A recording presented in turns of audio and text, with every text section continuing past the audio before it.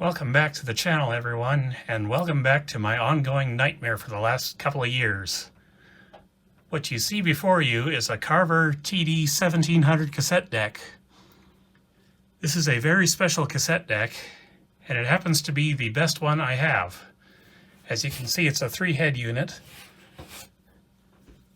It's unidirectional, so no auto reverse mechanism in there to mess up our sound quality, but that's not what makes it special.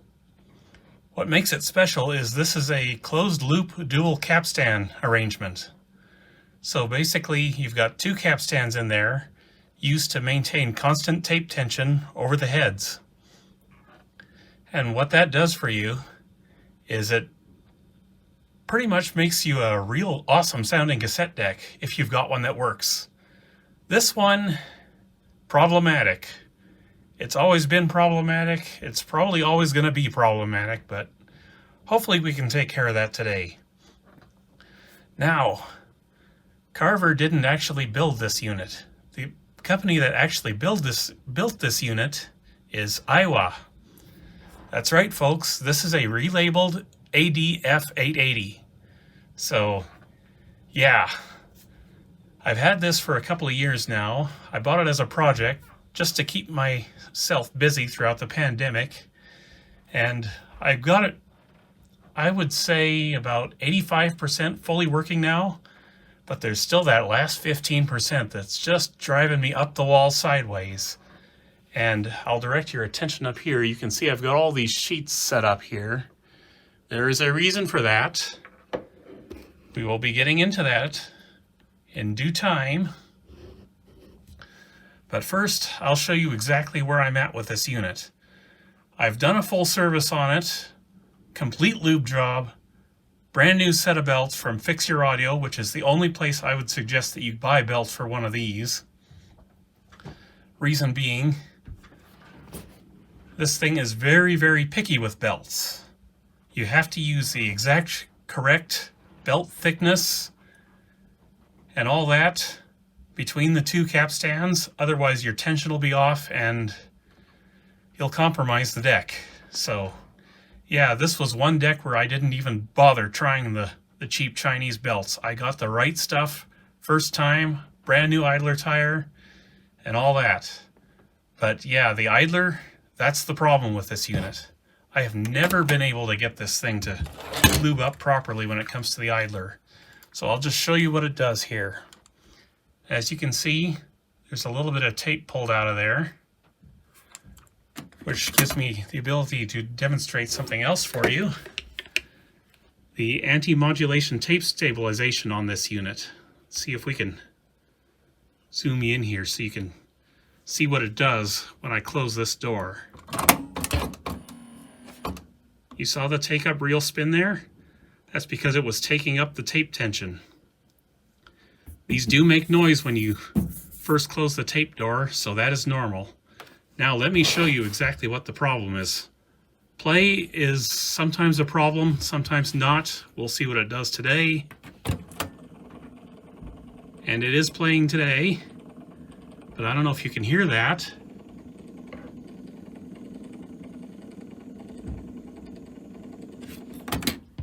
Yeah, there's a lot of noise in there. That's because the idler is either not fully lubricated properly or there's something else going on with it. Now watch what happens when I try to fast forward. See, it's moving, but very slowly.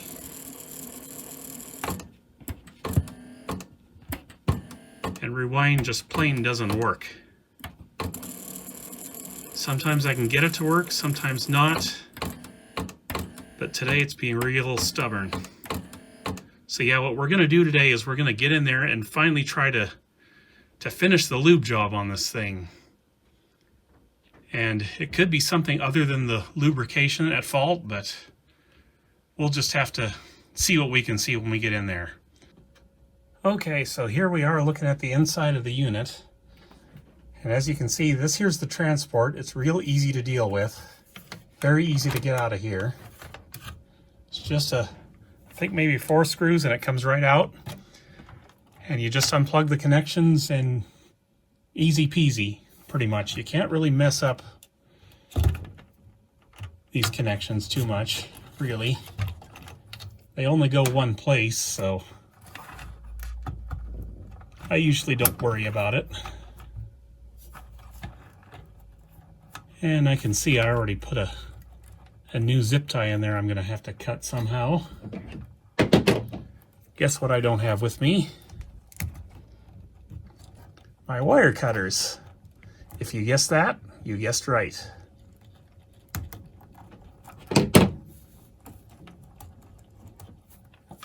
Anyhow, get that out of the way.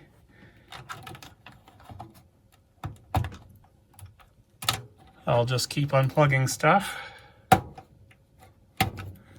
don't think I'll show the entire process on how you get this mechanism apart. It's really straightforward.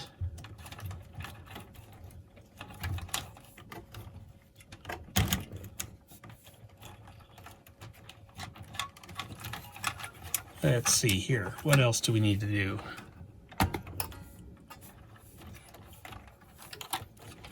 Man, I really hope we can fix this today. Or I can fix this today. This is literally the best sounding cassette deck I have ever heard. I mean, don't get me wrong, my Sansui is nice, but this one, that much better. So let me see if I can refresh my memory here on how this comes apart. I believe it's just these screws up here, plus a couple on the bottom.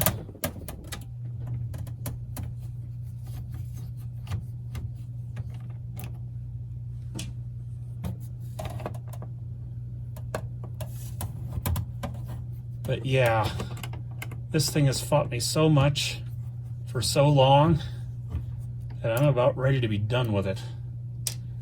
There is a last resort nuclear option I can use to hopefully get the idler to work properly. Oh, that's right. We don't need to be up in there, I don't think. But yeah, I would prefer not to do that if possible. The thing with the idler is it's very, very picky on how it's set up. So if there's too much friction or not enough friction, this thing's not going to work properly. And I really hope I can get it to work properly without doing the last resort option, which is putting a piece of heat shrink over the idler pulley, or the idler drive pulley, I should say. Oh, that's right, there is one on the underside. Right there. Just holding the mechanism from the other side to make sure it doesn't fall or anything. This thing did cost me a little bit to get. It's $200 on eBay. Seller had no idea what was wrong with it, as is usually the case. All it said was, "She won't play, Jim. She's dead, Jim." And of course, first thing I found was belt goo all over the place here. So yeah, if you're servicing one of these, make sure you get the right belts for it, because this deck will not forgive you if you use the wrong belts. All right, here comes the transport. Maybe. There we go. All right. I'm going to put the main part of the deck aside. Okay, now the idler is just down in there. And I don't know if you can see it. Let me get a little screwdriver for a pointer here. You see this little washer right here? That guy is the bane of my existence, let me tell you. If you are not careful, there is a spring underneath here, and if you are not careful, once you take this off, it'll go flying, and then you'll never find it again. That's why all the sheets are up, because I need to be able to find that again. And what I'm going to do when I remove this, I'm going to point it towards my sheets so I can at least get some bounce back, and hopefully it'll land on the table if it goes flying. Now, getting it off is one thing, but getting it back on, ooh boy, nightmare. Because of that spring. Let me back you out again. Now, in order to get access to that, we have to remove one of the two reel tables, either this one or this one. But before we get to that, we have to remove this little screw here and this little plate, and be very careful because there is a ball bearing right underneath here that you absolutely have to keep track of. It needs to go back in there. Otherwise, you are hosed. So I'm just going to crank out the screw, put it off to the side, gently let off the tension. I'm going to try and grab this spring, or this plate, without losing that ball bearing. This is fun.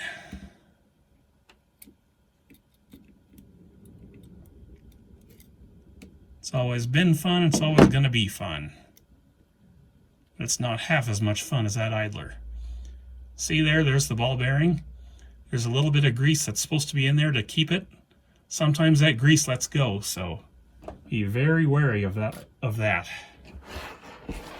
Okay, so now we've got that off, and we can move this little sliding plate aside. This is for the head block. And this is why you need to take one of these reel tables off.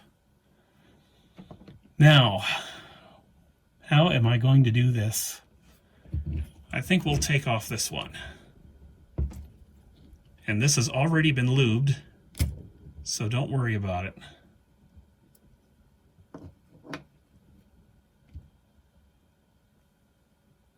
We'll just put that spring aside. Spring is very critical to go back on there, so we need to keep track of it. Now we can move this little plate to the side, hopefully. It's been a while since I've done this, so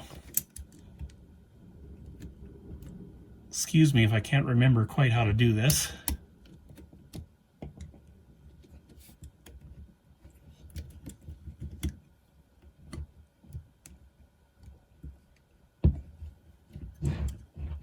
You know, as I'm doing this, I think I've had better luck doing this through this side.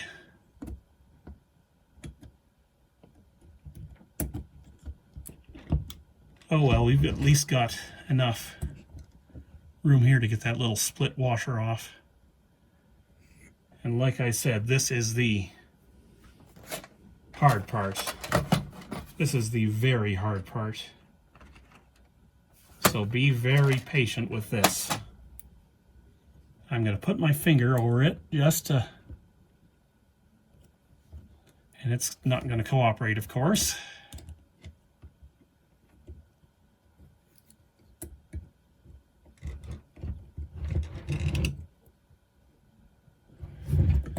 Oh boy, it's been too long since I've done this last. All right, let me pry that little Hummer off there.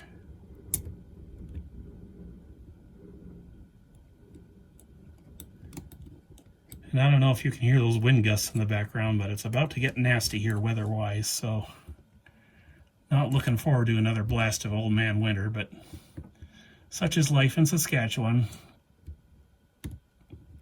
We choose to live here, so that's what happens. All right, I got it out. Let me see if I can grab it. Okay, there we go. There's that little split washer. Where's my camera? I don't know if you can see it. It's not focusing. Oh well, I will put that aside. And I hope that I haven't done this so often now that I've destroy that washer because it needs to go back on. There's this washer that needs to come off now. And there's this spring. Right there. So spring, metal washer, split washer. Now we can get the idler off, theoretically. And you may have noticed that I'm not doing this with my examination gloves this time. Reason being, you do not want to get lube on this tire. Plus, I want to see if there actually is lube on that tire, which would explain a lot why it's acting the way it's acting.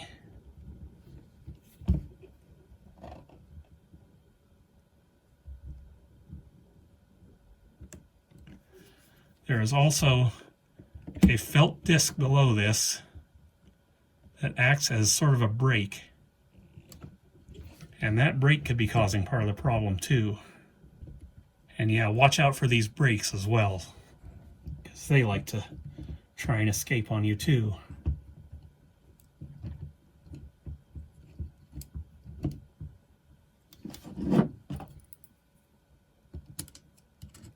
All right, it's off, but can I get it out of there?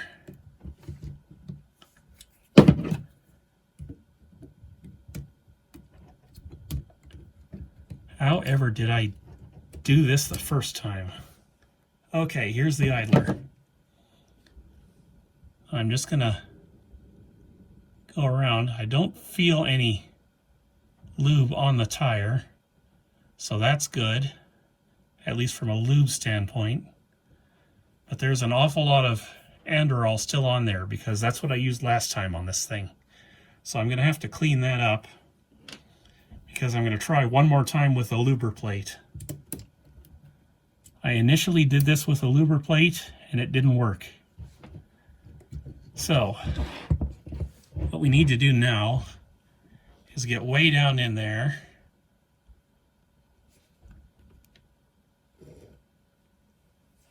with a flashlight and take a look at this felt disc, if we can. Get over here, you.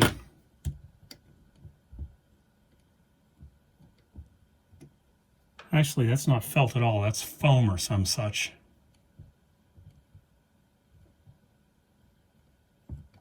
Not feeling any adhesive on there. So it should be okay, I would think. But I don't know.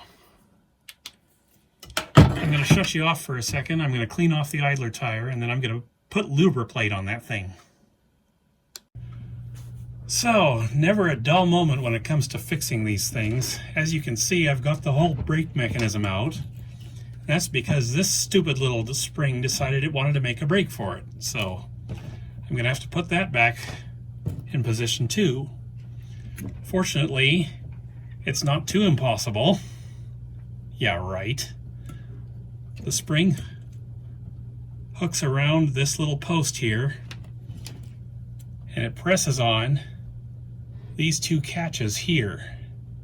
So yeah, that's going to be fun to put back in, but for now, let's just continue. I seriously hope this works, because I am real sick and tired of working on this deck. So, where is my Lubriplate? I've got the idler tire all cleaned up now, and I must have missed some old grease before because I cleaned a bunch off of here, so hopefully that's all it was. We'll do it. Blah, blah, blah, blah. I can talk. Do I believe that's going to fix it? No. This thing's fought me too long and too hard for me to think anything's fixed. So I got my Lubriplate here, and I'm just gonna smear some on. Let me get my flashlight just so I can see exactly what I'm doing here. Too much lube is just as bad as too little lube on this little post, so I'm hoping that's gonna be enough. Probably won't be. This thing is so much fun to deal with, let me tell you. Okay, now gotta put the idler back in there somehow without getting any grease on the rubber.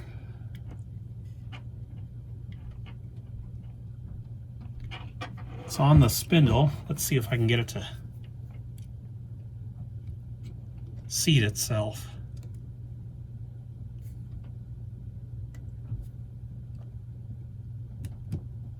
There we go. It's on.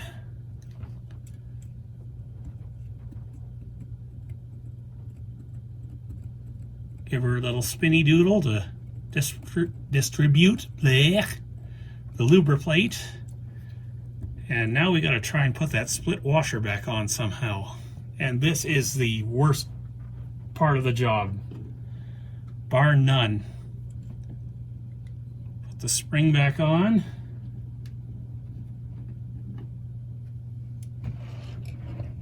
Let me see if I can try to straighten this up here. I need this to be pointed in such a way that if that spring goes flying, or if that washer goes flying, I can easily get it. Now the best way to actually put these split washers on is to use your fingers. But because of this stupid spring, that is just about impossible with this unit. I'm already losing control here.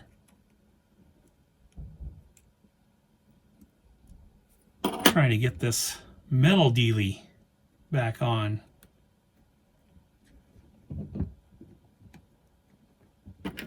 And yeah, it's just this head block being here makes this, like I said, a real pain. We've already had the washer go flying once. And yes, you could service this a little easier by taking the head block off, but that is not an option I'm willing to consider. It's just way too hard to do it that way. So where's my split washer? I'll move it over here. So, try this again. I don't know if you can see what I'm doing. Usually when I do this particular job, I end up using a multitude of small tools to try and hold the washer in place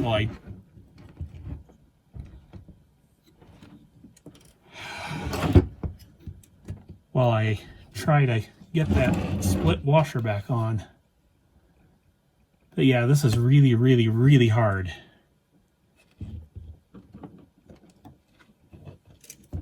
Another thing we could do is pull the idler motor out along with the pulley, but I don't like to do that either. I'm going to do this off camera because I just can't do this while I'm talking to you guys.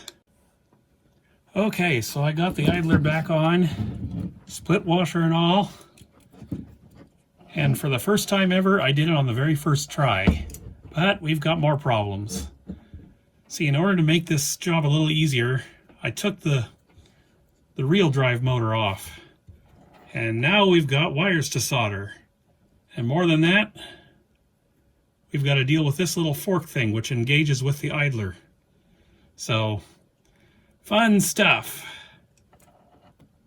So before I lose the plot here, let me mark which wire goes where.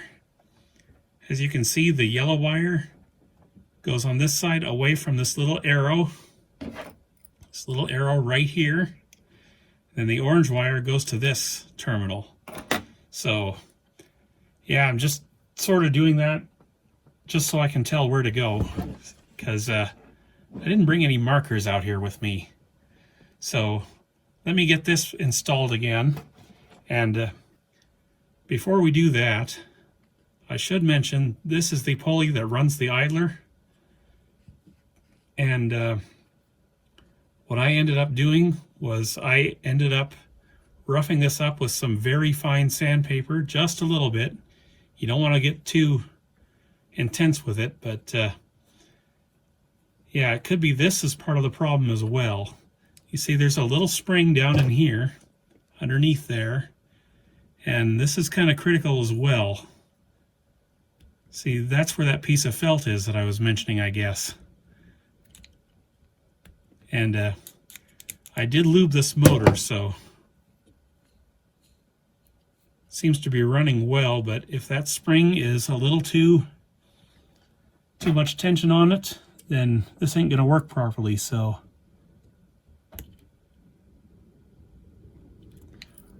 yeah, hopefully that works fine. Okay, I'm gonna shut you off, fix my wiring here, get this reinstalled, get the brake back on, and hopefully we'll have something working now. Okay, so further update before I get the brakes back on and stuff. We still have a problem. I don't know if you can see it too well. Here, let me zoom in. I got the real motor back in. However, see if you can see this. You see that? It is not turning the idler again. And this time we know there's no lube issue. So yeah, this also rules out the little felt disc underneath there too, that clutch. So what we're gonna have to do is modify this pulley so it puts more friction on the idler. And the only way I know to do that is to use the heat shrink I talked about. Ideally, you would want to replace this pulley, but I don't have a clue on where to find one of these. So yeah, while I'm over in the other room resoldering this here wire, I'm gonna do that and then we'll see what happens. Okay, so here's where we're at. I don't know if you can see it real good or real well, but I now have a nice thick layer of heat shrink on that little pulley. So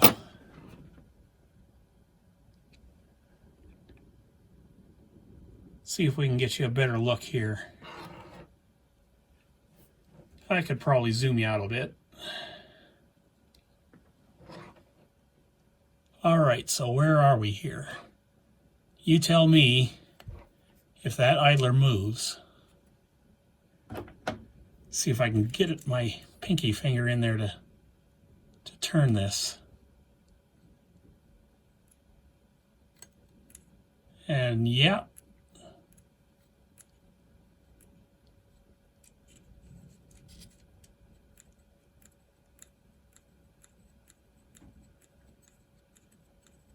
It's still getting hung up. It's doing better than it was, but yeah. Let me get some isopropyl alcohol on that, and maybe it's just lube that got stuck to the rubber.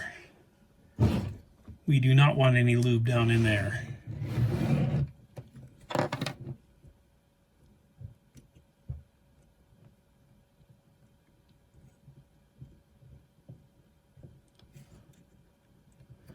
But regardless of whether or not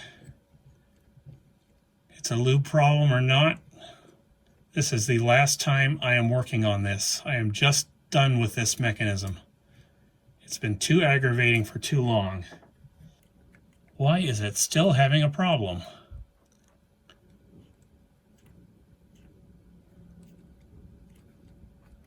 It's not slipping on the pulley because I am directly pushing on the rubber, on the heat shrink.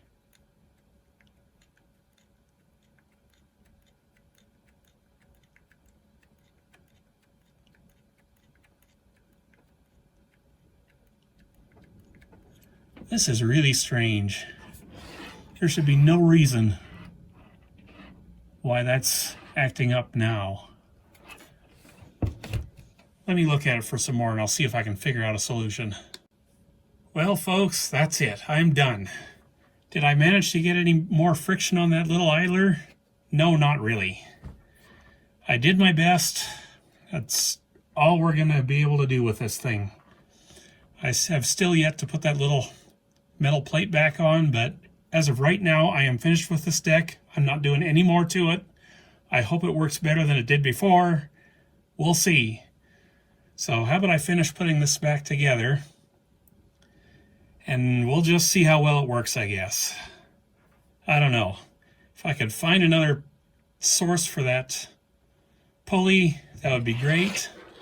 But I don't know. As you can see, I got these soldered back on and marked, so I know which way they go in the future, should it ever come to that. But yeah, I'm beginning to think that this thing had more problems than just the belts being gone. So hopefully it's working now, because it really is an amazing tape deck. Best I ever heard, best I own.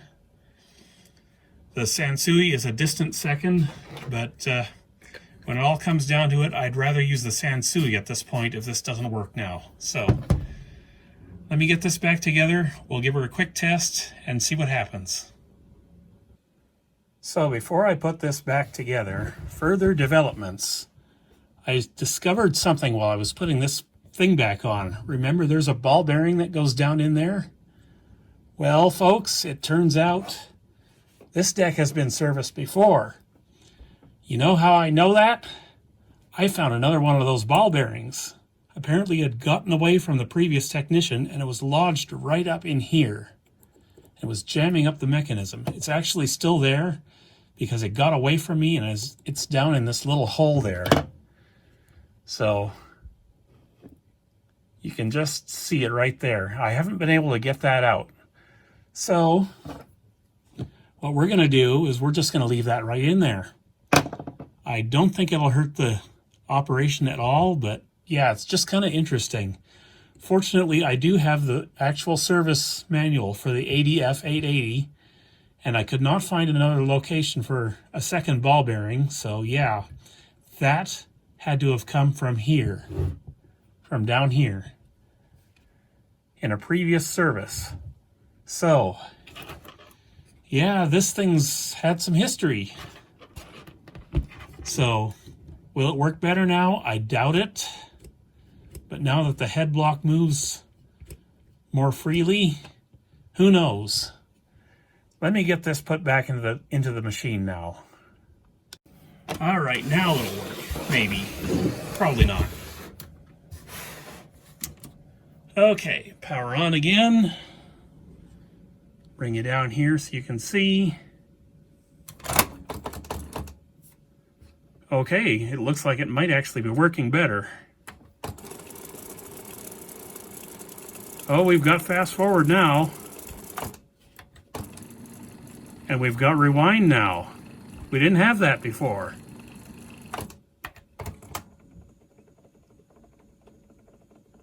Still making noise in there, but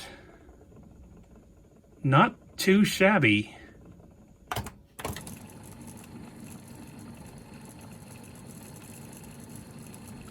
This is the best this deck has ever been since I had it. This is ridiculously responsive now.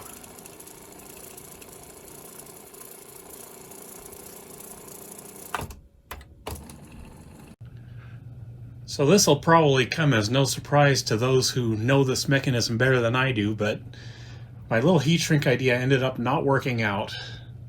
The little guy just walked itself right up off the pulley. And what was worse is it caused the idler to rub up against the head block mechanism. So that's not going to fly. And then I thought to myself, what if there's something obvious I'm missing? So I took the real drive motor back out again. See if I can learn how to use my gimbal again. And I took another look at this pulley mechanism. Then I thought to myself, there's this spring underneath here. What if that spring is too compressed? And what if this pulley is not out far enough? So what I did was, I decided to just bring the pulley out some. So we'll see if this works.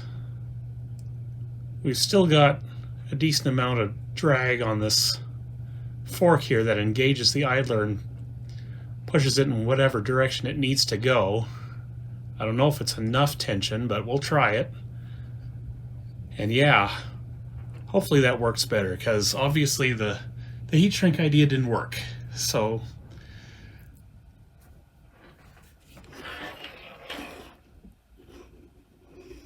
gotta love these little guys. They're just everywhere this year.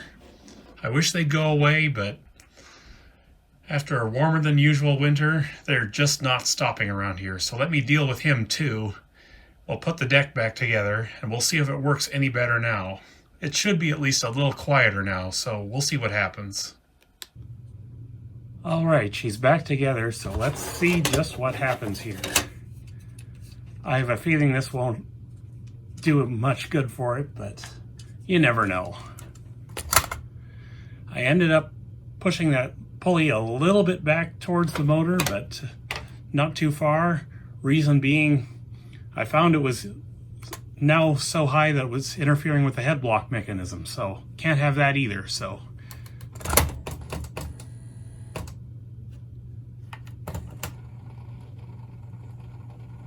okay, playback is good. It's kind of acting like it did before though. Yeah, no rewind. Slow fast forward, so that fixed nothing. Great. Okay, so further developments. Remember that little ball bearing that's stuck inside this little hole here? That was sitting right down there? That I said I couldn't find another home for? Well, there is another home for it. Right there. It is supposed to go in here, and what it does is it allows your head block to ride along without interfering with the idler and idler pulley. So, is that the problem?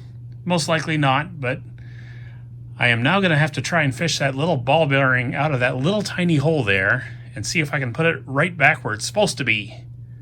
So, wish me luck on that one. I got to do all this off camera, so see you in a bit. Okay, so I got the little ball bearing out of its little hiding place. I don't know if you can see it, but it's right down where it's supposed to be now. Down in here. I've applied a generous coating of Lubriplate, so maybe she's good now. Maybe not. Probably not. This thing's fought me at every turn, so yeah, I guess the only thing we can do is just put her back together and we'll see what happens. So yeah, if you've got one of these, be aware that there's this ball bearing up here, but then there's also another one down in here you got to watch out for. So don't lose any of them. All right, here we go. Testing attempt number 398,000 or whatever. I've lost count at this point. Let's see if it does any better at all.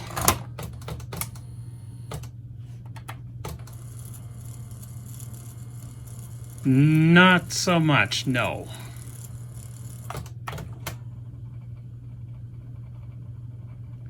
Yeah, it's still having a lot of trouble turning that reel.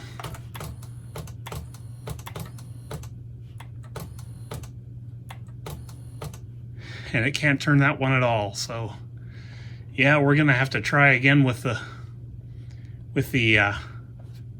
heat shrink. So let me do that. I'll set up the backdrop again, and yeah, maybe we'll play a tape if I can get it going again. Okay, before we get to the music, I'm just going to do a little functionality check here one more time. I decided to forego the use of the cheap heat shrink I was using before, and or that I tried before, and I decided to go with the double wall stuff this time, the one that has the adhesive on the back. So hopefully that little piece of heat shrink isn't going to walk its way off the pulley again. So this should work now.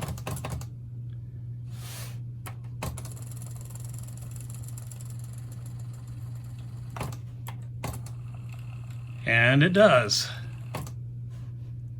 So hopefully that holds up. We'll see. Like I said, this thing just needs a new pulley for that little area, so with me not knowing where to find one, this is the best I can do. So I'm going to call it fixed, and I'm going to call it done, and I'm not going to get inside this thing anymore because I have just about had it with this unit. So let me button her up and we'll listen to some music on it. Okay, so here's where we're at with this deck. It just fought me at every turn. And I gotta tell you guys right now that using double wall heat shrink, you will have problems. It's just a little bit too thick for the mechanism to deal with. And as of right now, since the stuff I used has the glue on the backside of it, there's no way I'm getting that stuff off anymore. So yeah, if you're gonna do the heat shrink trick, try to use single wall stuff if you can find some. I have no choice here, so I went with what I had. So here's where the problem is. The double wall stuff being too thick, it'll rewind fine, it'll fast forward fine, but it will not play fine. And what I found was, if I just press down on the reel motor, suddenly playback works, fast forward works, and rewind works, and it's dead silent when you do it. So here's what I've done. I've just put a little piece of plastic in there, right there. That's a little bit of a clip that I had lying around. So I stuck that in there, tightened the motor down, and suddenly it works just perfect. It's never worked this well, ever. So yeah, I think we finally got her done. I don't know if I'll be able to ever service this transport again without a new pulley, but it works right now, so I'm happy. You got to remember, this is a 30-year-old deck, so who knows how much wear and tear it had on it when I got it. So yeah, I guess I'm going to have to call that a day with that. So now, in terms of modifications, I know there's some that you can do to the circuitry around here to improve the recording capabilities of this deck even more than it already has, but I don't know. I always thought when I got to this point that I would go ahead and do those modifications, but now I don't know. I'm just done working on this, is all I can tell you. So I think finally we're done, so let me button this back up and we'll play some music on it, and hopefully it doesn't get copyright struck. Take care, you guys. I'll see you next video.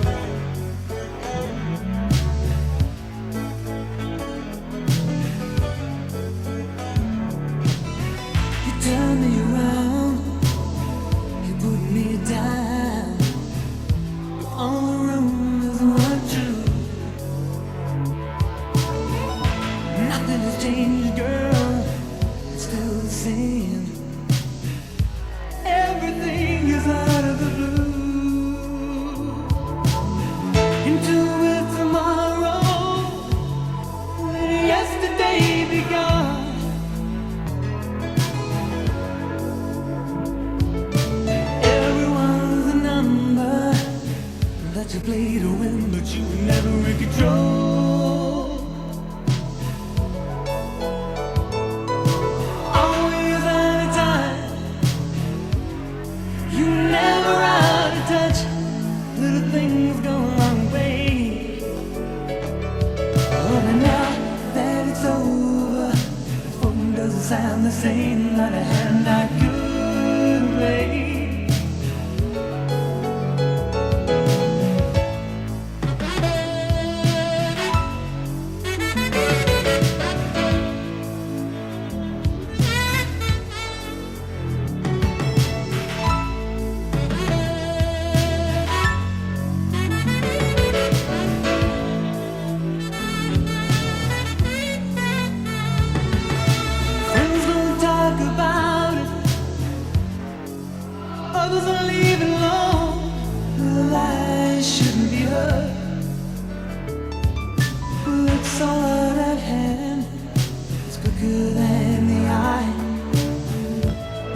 know